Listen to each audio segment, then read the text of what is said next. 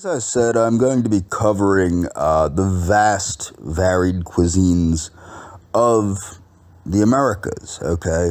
And it's important to understand that Hawaii is part of the Americas, Alaska is part of the Americas, Guam is part of the Americas, the Virgin Islands are part of the Americas. I'm not leaving any geographical or ethnic group of people out as best I can. So the cuisine of Hawaii incorporates 5 distinct styles of food, reflecting the diverse food history of settlement and immigration in the Hawaiian Islands.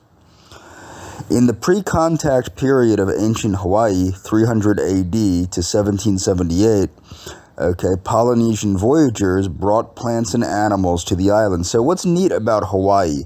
Hawaii was a completely barren volcanic rock.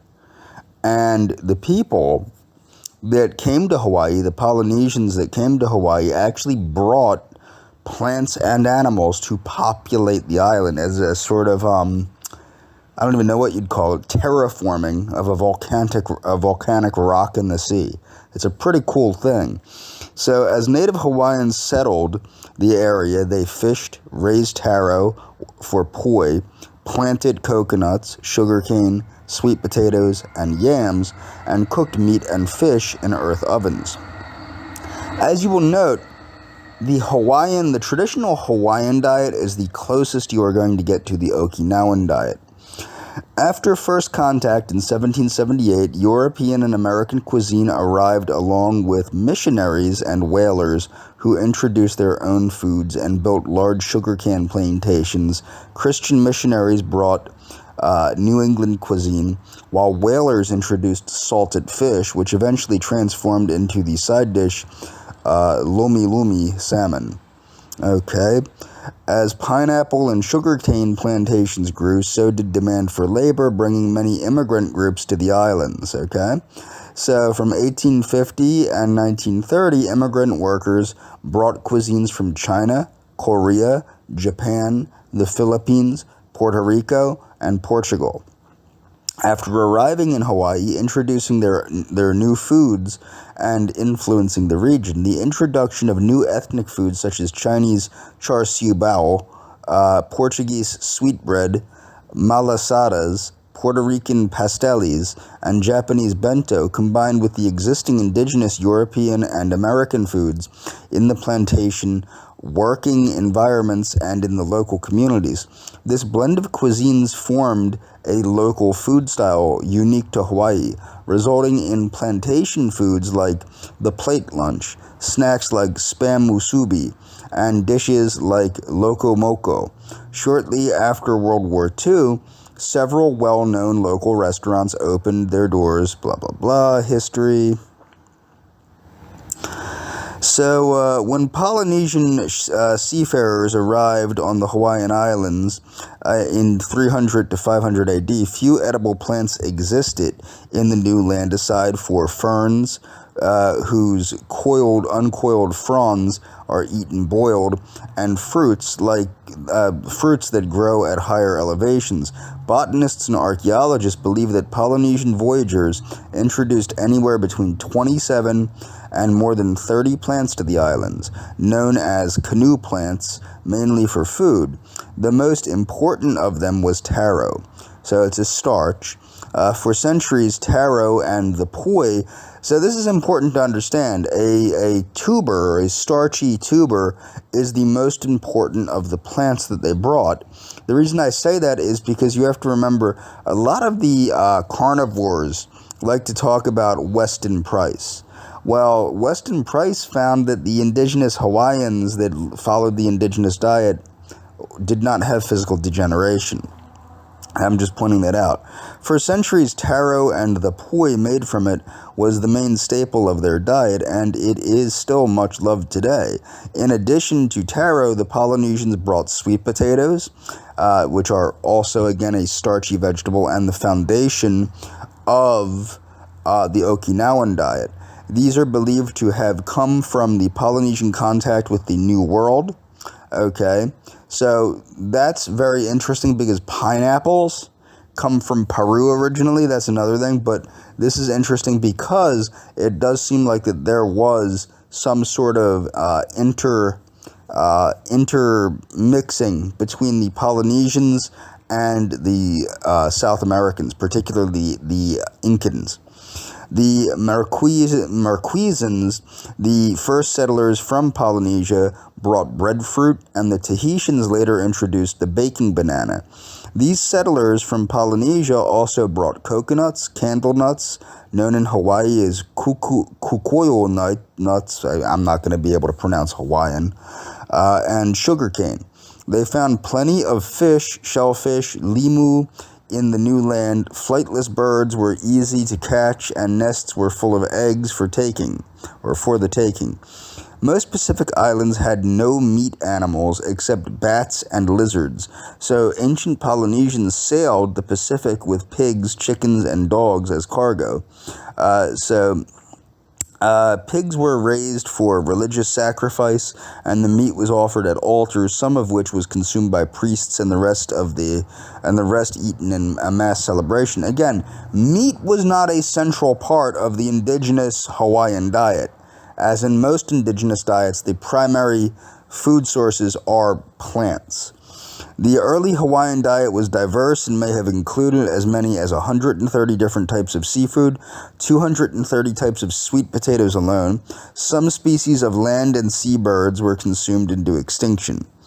Okay, this is kukui foliage, flowers, and nut, which is called the candle fruit, was brought to Hawaii by Polynesians. Sea salt was a common condiment in ancient Hawaii, and inamona, a relish made of roasted mashed kukui nut meats, sea salt, and sometimes mixed with seaweeds, often accompanied the meals. At important occasions, a traditional feast, aha aina, was held when a woman was to have her first child. Her husband started raising a pig for the aha aina mawa feast that was celebrated for the birth of the child. Besides the pig, mullet, shrimp, crab, seaweeds, and taro leaves were required for the feast. So you see, this is a vegetable and seafood centric diet. The modern name for such feasts, luau, was not used until 1856, replacing the Hawaiian words aha'ena and palina. The name luau came from the name of a food always served at a aha'ena: young taro tops baked with coconut milk and chicken or octopus. Prior to cooking, pigs and dogs were killed by strangulation or by holding their nostrils shut in order to conserve the animal's blood. Meat was prepared by flattening out the whole eviscerated animal and boiling it over hot coals, or it was split on sticks. Large pieces of meat, such as fowl, pigs, and dogs, would be typically cooked in earth ovens or spitted over fire during ceremonies. Hawaiian earth ovens, known as an imu, combine roasting and steaming in a method called kalua. A pit is dug into earth and lined with volcanic rocks and other rocks that do not split when heated to a high temperature, such as granite. A fire is built with embers, and when the rocks are glowing hot, the embers are removed and the foods wrapped in tai, ginger, or banana leaves are put into the pit, covered with wet leaves, mats, and a layer of earth. Water may be added through a bamboo tube to create steam. The intense heat from the hot rocks cooked food thoroughly. The quantity. Now, this is similar to also. There's a method of barbacoa that the Mexicans use, very similar. You'll notice a lot of primitive people have very similar ways of cooking, of course. The quantity of food for several days could be cooked at once, taken out and eaten as needed, and the cover replaced to keep the remainder warm. Sweet potatoes, taro, breadfruit, and other vegetables were cooked in imu, as well as fish. Saltwater eel was salted and dried before being put into the imu. Chickens, pigs, and dogs were put into the imu with hot rocks inserted in the abdominal cavities. Men did all the cooking, and food for women was cooked in a separate imu. This is what you have to understand. A lot of people think primitive people were so progressive, right? This comes from Margaret Mead and other cultural Marxist anthropologists. In reality, you will see a hell of a lot of sexism and racism in primitive people, especially pre-contact primitive people. That should be noted. That should be well noted, because as sociology and anthropology got away from being a Darwinistic mindset, there's a lot of propaganda there from the New School and from cultural Marxists like Margaret Mead. Hawaiian man pounding taro to make poi. Taro plants can be seen growing behind him. In 1778, Captain James Cook arrived at the island of Niihau, leaving a ram goat, ewes, a boar, an English sow, and seeds for melons, pumpkins, and onions. In 1793, Captain George Vancouver brought the first cattle to the islands. Longhorns from California were presented to King Kamehameha, with no natural predators, the new cattle multiplied out of control. The king hired an American man named John Parker to capture and domesticate cattle. Many of the cattle were butchered, and beef was introduced to the Hawaiian cuisine.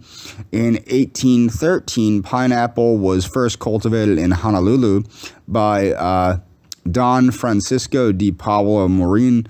Oh, so that's where pineapple got there. It was introduced by this dude. Although grapevines were introduced by Captain Vancouver around 1792, Marin is credited with the first Hawaiian vineyard in 1815 and planting the now rare mission grape variety. Marin also brewed the first beer in 1812 and planted the first coffee crop in 1817, but his plantings failed.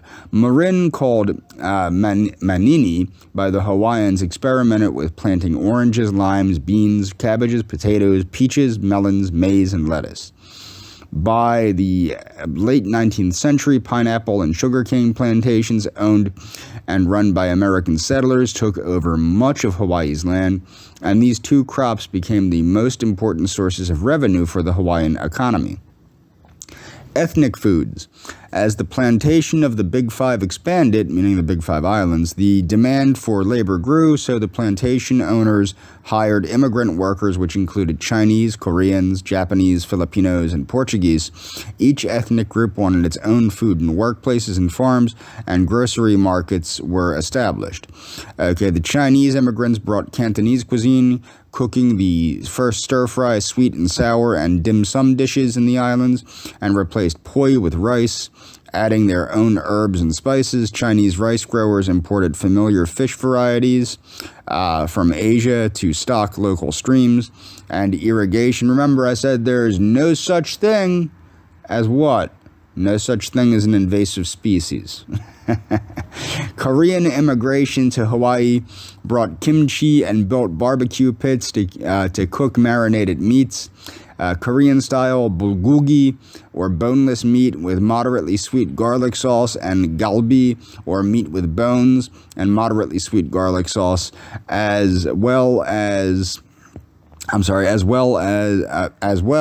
and another Korean favorite, bibimbap, or mixed rice with seasoned vegetables. Namul, sweet and spicy gochujang, and bulgogi topping also became an integral part of Hawaiian cuisine.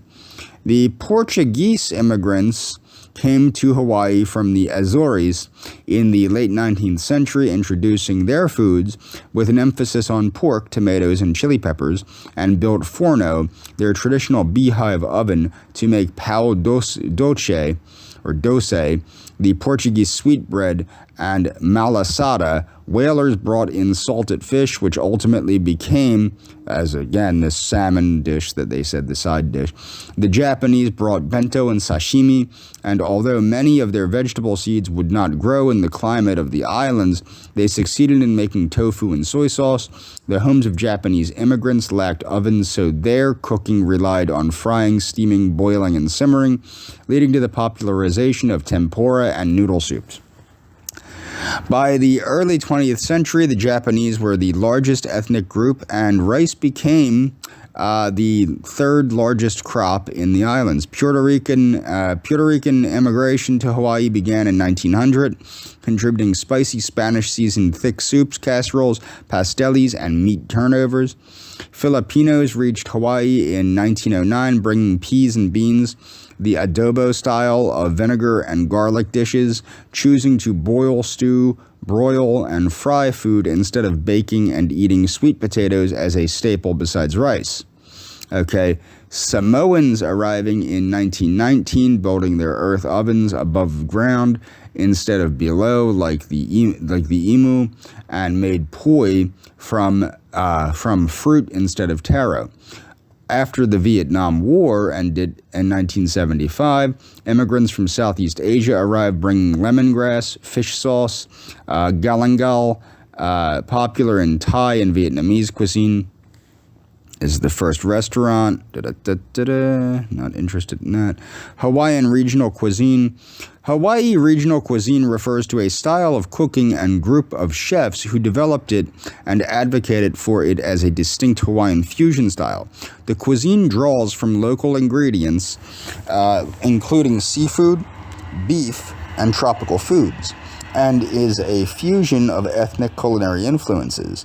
The cuisine style was developed by a group of 12 chefs: Sam Choi, Felipe Padovani, Roger Dickon, Gary Strell, Roy Yamaguchi, Amy Ferguson Ota, Jean-Marie Jocelyn, George, whatever the hell that is, Beverly Gannon, Peter Merriman, Mark Ellman, and Alan Wong. The development of Hawaiian regional cuisine was a coordinated effort to move away from ingredients shipped over long distances and preparations that copied continental recipes, even when they were not well suited to conditions in Hawaii. Rather, the group hoped to promote locally sourced ingredients in the hospitality industry while simultaneously informing the world about cuisine in Hawaii.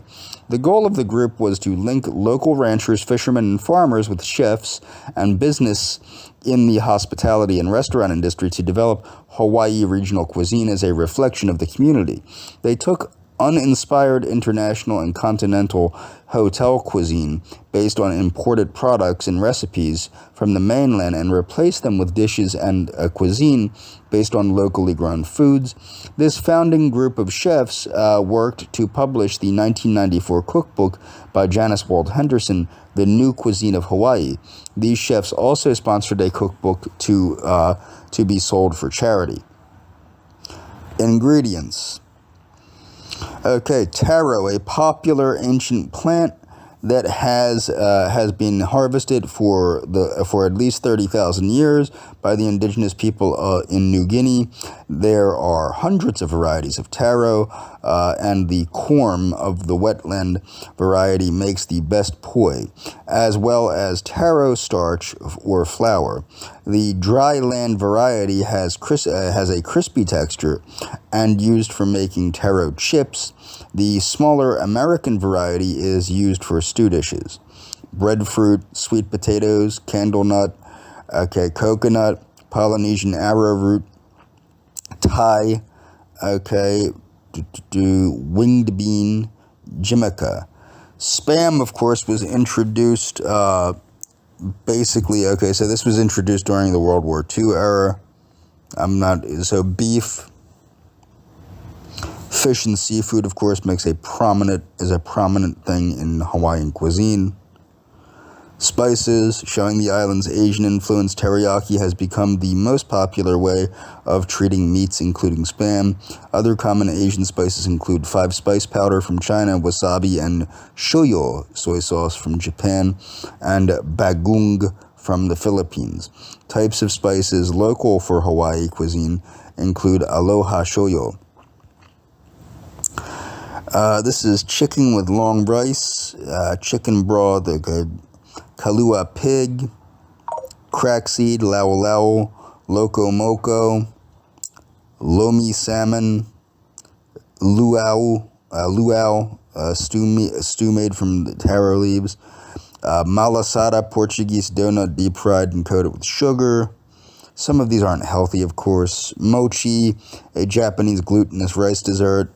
Musubi, opihi, pastelis, plate lunch, poi, Portuguese sweetbread, salmon.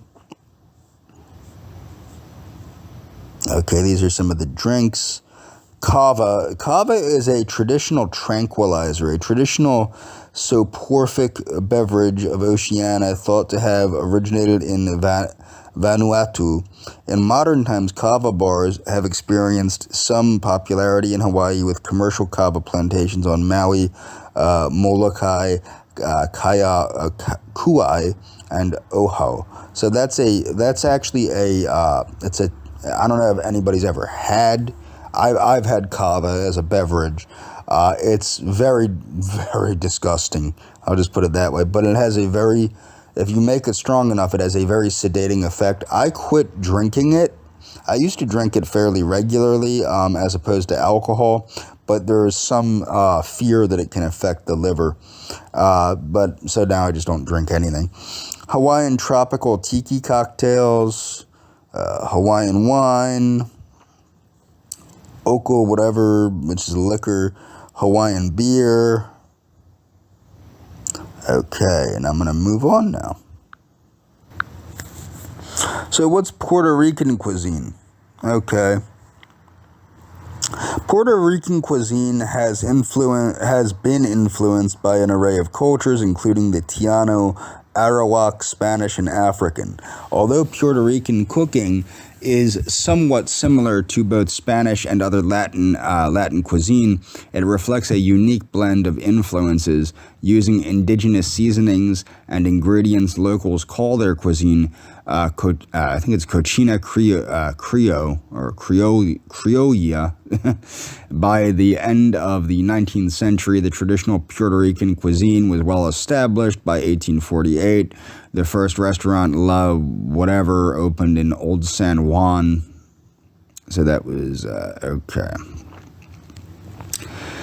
From the diet of Taino, culturally related with the Maya and Carib people of Central America and the Caribbean, the Arawak people come many tropical roots and tubers like yutia and especially yucca.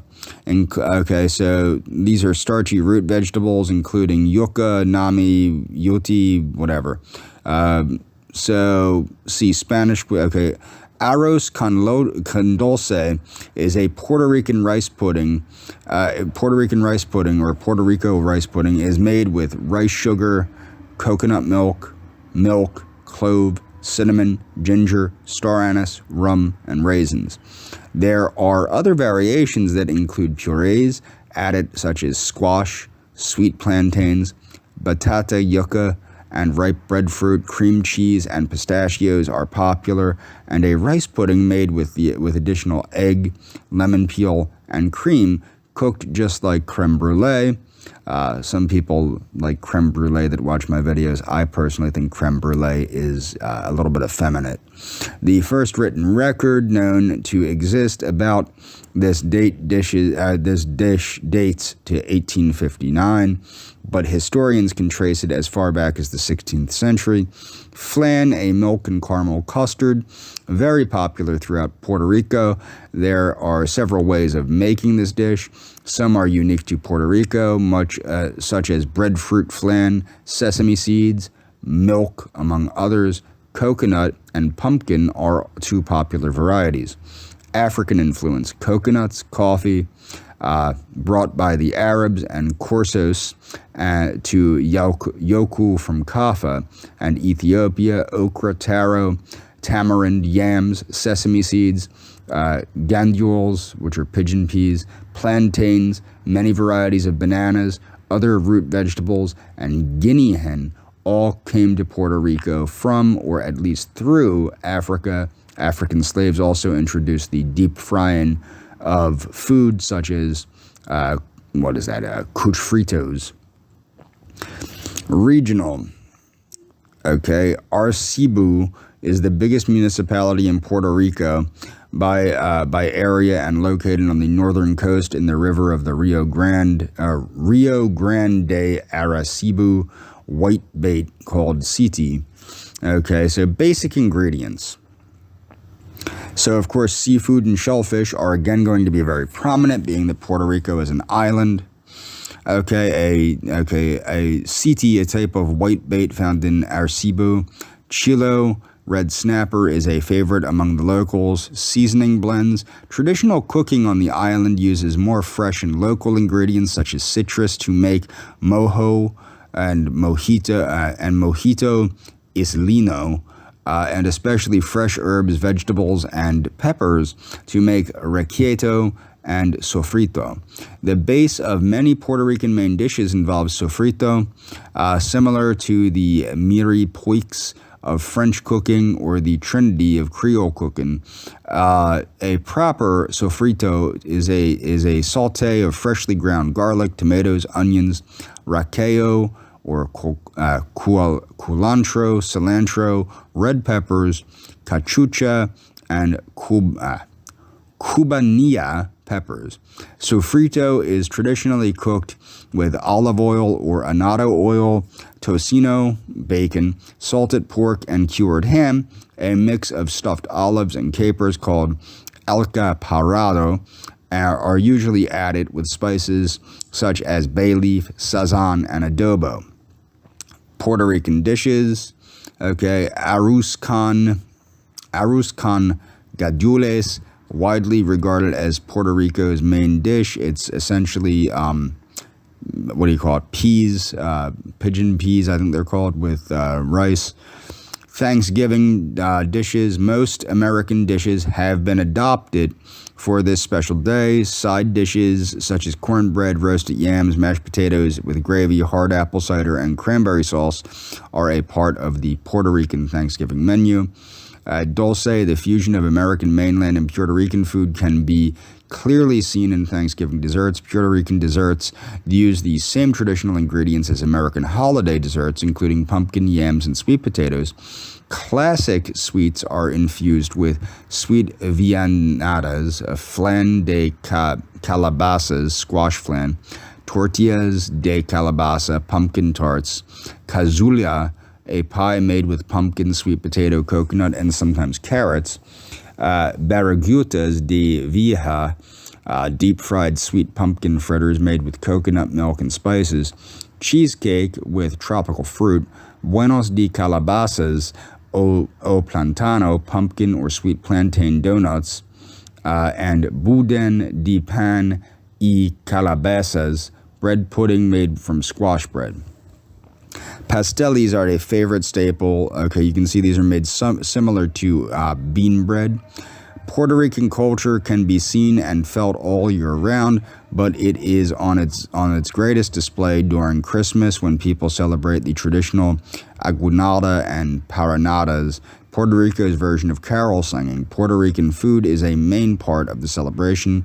Pastelis, for many Puerto Rican families, the quintessential holiday season dish is pastelis, a soft dough-like mass wrapped in a banana or plantain leaf and boiled, and in the center, chopped meat, shellfish, chicken, raisins, spices, capers, olives, sofrito, and it's similar to a tamale, and often garbanzo beans. Puerto Rican pastelis are made from either green bananas or starchy tropical roots.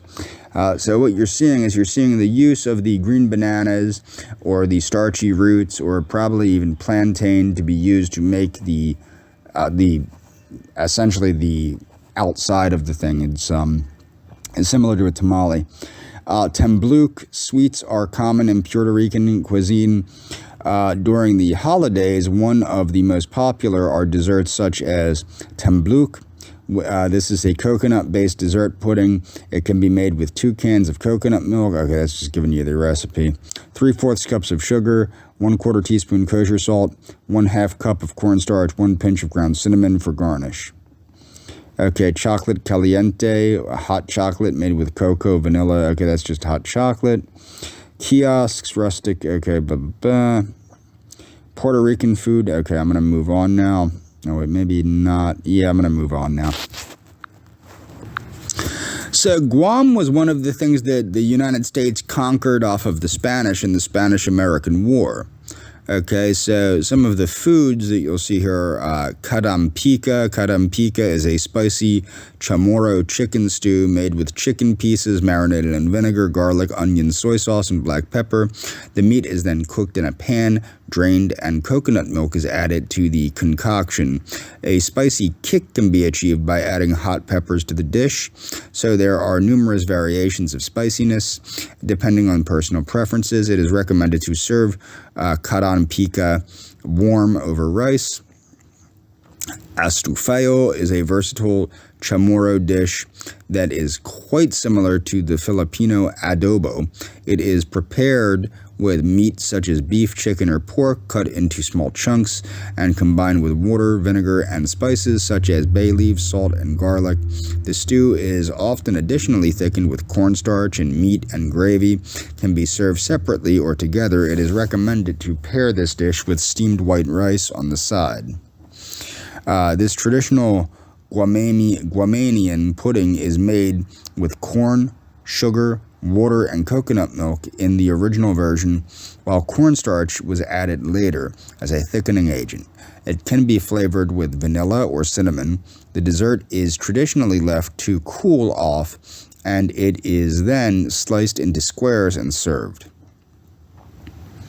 Main ingredients. Okay, this is so fiandia.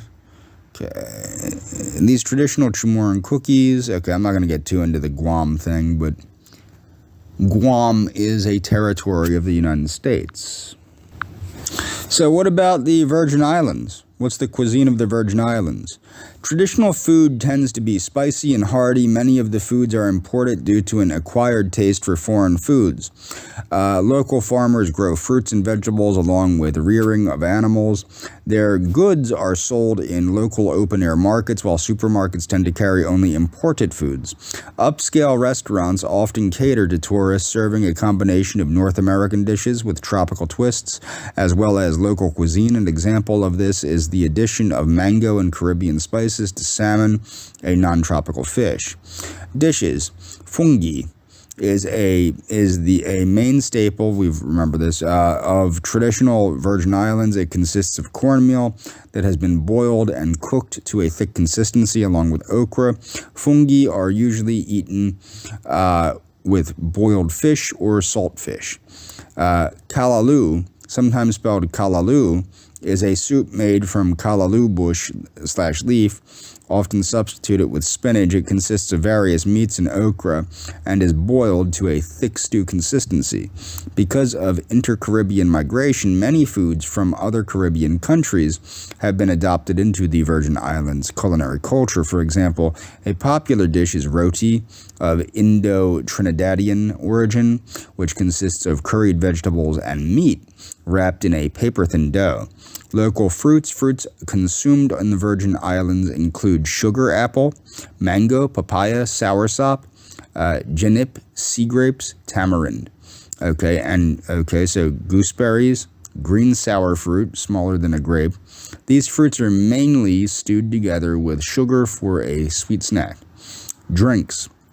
Bush tea, a general term for any herbal tea derived from native plants, including lemongrass, is the hot beverage of choice in the Virgin Islands. Popular cold beverages include malbi, sorrel, soursop, sea moss, and passion fruit. Drinks with ginger root are also popular. Snacks. Pate, pronounced pate, fried dough filled with various meats, including beef, chicken, conch, or saltfish, stuffed inside is a popular snack, similar to an empanada. Another popular snack is the Johnny cake, originally known as the journey cake, a pastry also made with fried dough. That's not important. Okay. So what about embracing the Jeffersonian culinary revolution? Thomas Jefferson arrived in Paris during 1784 in the middle of the French Revolution, a culinary revolution. A no-holds-barred Gallic food fight was in full swing. Okay, then as now, the French took cooking and wine seriously. Changes set off debates involving chefs, inventors, aristocrats, physicians, writers, religious leaders, and philosophers. This is important because the role of medicine and the role of religion in American food is extremely important. As I already noted with Ellen G. White, Dr. John Harvey Kellogg, Dr. Sylvester Graham, doctors have really shaped the way Americans look at food, okay? So that's important, okay? So, and also with the Mayo Clinic, the Cleveland Clinic, Loma Linda University. So medicine and religion, two primary influences on American food. The American diet should be seen as like if you're going to revive a traditional American diet, you should view such a revival as a medicinal revival, using food as one's medicine, as was said by what's his face? Turmoil led, I almost said Paracelsus. Oh man, I forgot the guy's name off the top of my head. Oh well, it wasn't Paracelsus. Who said that? Hippocrates. Hippocrates said, "Let food be thy medicine." Certainly wasn't Paracelsus. Sorry, a lot of doctors floating around in my head. Turmoil led to innovation, new dishes, yada yada. A patriot, a representative of the American government, Jefferson was Catholic when it came to food, and rapidly was seduced by French fare. He was not actually Catholic. He was an Anglican. He was an adventurous eater, attracted to novelty and experiment. He liked most of what he saw and tasted, and he saw and tasted a lot. For instance, the Virginians sipped wine in Burgundy, dined in Versailles, and enjoyed takeout at his Parisian home. The Hotel de whatever on the Champs whatever. Every dish drew him deeper into the country's gastronomic rebellion, transforming him from observer to activist. Jefferson's support for nouvelle cuisine, which is new cuisine, here and abroad gives him a special status in American history. Gourmet magazine, for example, named him one of the nation's 25 most influential food figures, citing him his imbibing appreciation for French food and his promotion of gourmet dining and new crops. The editors ranked him among such notables as cookbook author Franny Farmer, TV personality Julia Childs, and McDonald's fast food king Ray Kroc. Food historian Thomas J. Crowell identifies the author of the Declaration of Independence as the nation's premier foodie. Thomas Jefferson was our first gourmet. He thought about food more than anybody else in America during his lifetime. His views and interests, in fact, were a good 200 years ahead of his time. Crowell said during an interview, he is the author of recently published Thomas Jefferson's Creme Brulee. Oh God, more of that effeminate creme brulee. How a founding father and his slave, James Hemings, introduced French cuisine to America. Some may dispute Crowell's conclusions, yet given Jefferson's taste, his willingness to sample new dishes, and his fascination with kitchen gizmos, such as a pasta maker, it's clear that he has much in common with 21st century Americans who watch the Food Network, worship celebrity chefs, and want meals made with local ingredients.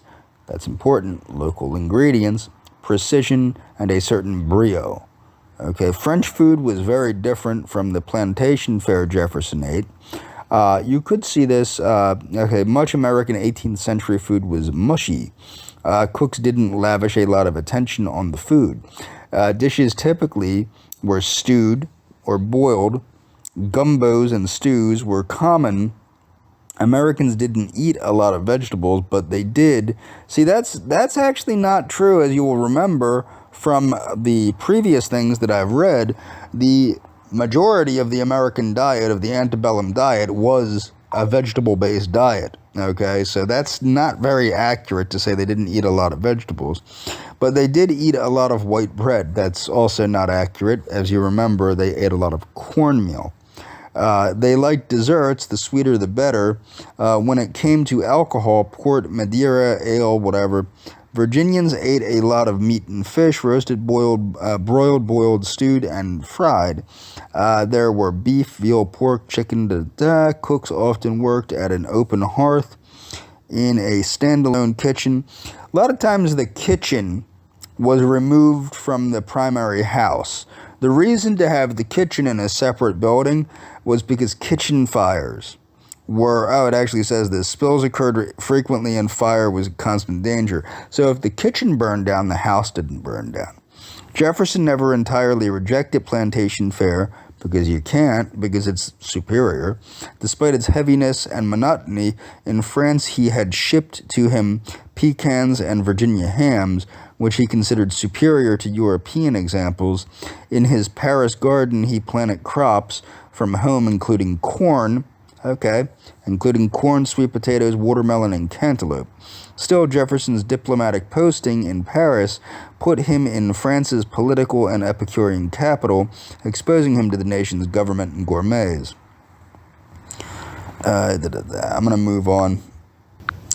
One of the interesting things is, if you start embracing the foodways of the World War II era and the Depression era, you're probably going to live a lot longer, because the foods were much healthier, much more vegetable-centered than they are today. So, empty shelves this is from Canada, but similar to the United States. Empty shelves longer than usual. Queues. Queues means lines for those that aren't British. What did people eat during World War II? Porridge for breakfast, lots of fruits and vegetables for lunch and supper. Less meat and less sugar. So keep that in mind. Lots of fruits, lots of vegetables for lunch and supper. Okay, less meat and less sugar are just a few of the elements which characterize the typical Second World War II diet. Okay, or Second World War diet. Much of the meat produced at home was diverted to the men on the front, and nearly all food was rationed. World War II era rationing. Okay, in light of what happened this last year, when many people were rushing to supermarkets for non-perishable food items and finding themselves having a self-isolate, I wanted to share, Duchess soup. Soup is a great way to economize when you only have a few ingredients. That's the recipe for this. Good supper dish, Wartime carrot biscuits. Obviously follow this link. These are recipes for this era. Baked corn and tomatoes. Lord Woolton pie. Orangeade drink. No juice. Okay, homemade bread recipe. Fish chowder. Beans and toast. Hot cheese salad, 1940s recipe. Cucumber pineapple salad, 1940s recipe. Round steak casserole, 1940s recipe. Our 1940s wartime recipe experiments, get over 40, okay. So this is from the U.S. Food Administration during World War II, and you will see that it's encouraging people to eat more oats and rye. Okay, eat more oats and rye products, fish and poultry, fruits, vegetables, and potatoes, baked, boiled, and broiled foods. Okay, eat less wheat, eat less meat, eat less sugar and less fats to save for the army and our allies. When I continue, I'll be continuing with Italian-American cuisine and the different ethnic groups and how they've worked into influencing U.S. cuisine.